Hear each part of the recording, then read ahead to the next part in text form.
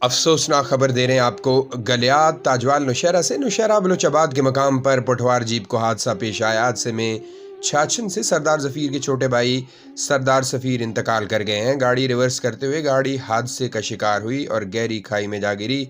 मरहूम गुज़िश्ता साल मस्कत से नौकरी छोड़कर वतन वापस आए थे। मरहूम के 4 बेटे और बेटियां भी हैं।